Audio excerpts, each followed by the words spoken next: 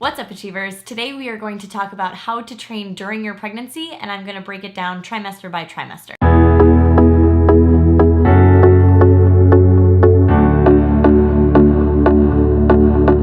Before I get into the details though, it's really important to remember that every pregnancy is different. You should always consult your doctor before starting any sort of exercise program and make sure that you don't have any personal contraindications to any type of training. Once you've been cleared by your doctor, we highly recommend some form of strength training for exercise. And the reason is because not only will it be the easiest type of exercise to modify as you go throughout your pregnancy, but it will also help to stave off back pain, pelvic pain, and it'll also just prepare you for the most physically challenging event of your life, which is labor. During your pregnancy, your number one most important thing to remember is to listen to your body. If something doesn't feel right, either stop what you're doing, choose a different exercise, or consult your doctor. Your pregnancy is just not a time to push through pain or discomfort. And even though I'll be giving some general recommendations on training today, just remember that you need to listen to your body and modify as necessary. So each trimester generally presents with some different issues and considerations, and I'm gonna break those down for you today. So we're gonna start with the first trimester. In the first trimester, there aren't a ton of training considerations in terms of things that you can't do, especially if you've already been strength training. You can kind of continue with your routine as normal. It is important to consider though that you'll likely be very run down. You'll probably be feeling very tired, you may be feeling nauseous,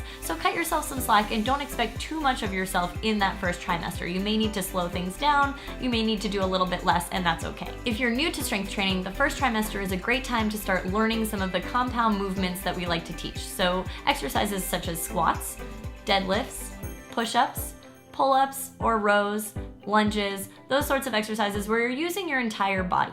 And we want to do this because we want to build overall strength. We don't want to just isolate small muscles, one muscle at a time. We want your whole body to be moving as a unit. And so these exercises are going to really help you build strength overall. While you're performing these compound exercises, it's really important to think about two things. One is your alignment and two is your breathing. So we want to start practicing these things now because they're going to come in really handy later on. So when it comes to alignment, the main thing we want to think about is making sure that your rib cage stays stacked over your pelvis. This positioning is going to help you stave off back pain as you go throughout your pregnancy, and we want to start practicing that now. And when it comes to breathing, we want to make sure that we're not holding our breath. So something that you can think about with breathing is to breathe out during the exertion or the hard part of the exercise. So let's take a squat for instance. You're going to try to breathe in as you lower yourself down, and then exhale on the way up, which is the hard part of the exercise. All right, so let's move on to the second trimester. The second trimester is when a lot of women start to feel their energy come back. They kind of feel like themselves again. They feel like they can do a lot more. So this is really exciting, and it's a time where you can continue to work on getting stronger and strength training as usual, except there are a few positions that we want to start being careful about. So first of all, obviously we want to avoid exercises where you're laying flat on your belly. Secondly, you want to start limiting time spent on your back. This is because the weight of the baby can actually press down on a vein that brings blood back to the heart. This doesn't mean that you can't perform exercises such as glute bridges or bench pressing. It just means that you want to limit the amount of time that you spend doing those exercises. So we want to try to limit that amount of time to no more than 60 to 90 seconds. And finally, you want to avoid exercises that make you feel any outward pressure on your abdominal wall. This tends to be most common with exercises like planks or push-ups, anything where your belly is being pulled down by gravity. For some women, these exercises don't cause any straining or pulling, and that means you're fine to continue on doing them. But if you are starting to feel any outward pressure, you want to start avoiding things like planks and push-ups or anything in that position. And that brings us to the third trimester, which is when maybe some of that fatigue is gonna start setting back in. You're gonna be carrying a lot more weight at this point, and you're just gonna be a little bit more tired. With that said, we want to make sure that we're not being too hard on ourselves again here. So we're not trying to push for any PRs, we're not trying to build strength at this point. It's more about maintaining your strength and maintaining your ability to move throughout the rest of your pregnancy. During the third trimester, a common issue that women experience is SI joint pain,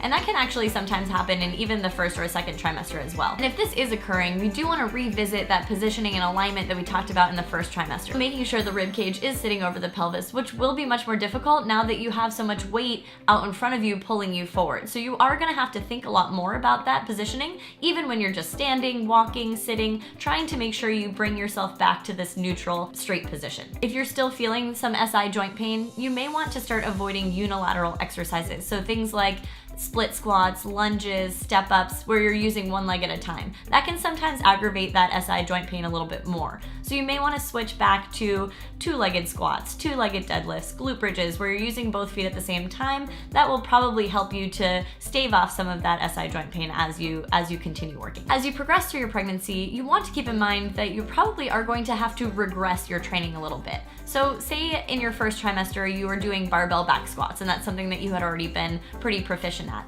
By the time you get to your third trimester, most likely you're going to be doing something more like a kettlebell goblet squat or even a bodyweight squat. And this may feel like a regression, but you have to keep in mind that your body's growing a human, and so we don't see it as a regression. We hope you don't see it as a regression either. And keep in mind that all you're trying to do at this point in this stage of your pregnancy is maintain your movement and prepare yourself for birth. So while you're working out during your pregnancy, remind yourself that your body is doing something amazing. You're growing a human being. If you can't do something that you could do last week, don't sweat it. Continue to do what you can to maintain your strength and prepare your body for labor, but keep in mind that growing a baby in itself is an incredible physical feat and you're crushing it. I hope you liked this video. If you did, hit that little thumbs up button below and make sure to subscribe if you haven't already. Until next time, peace, love, and muscles.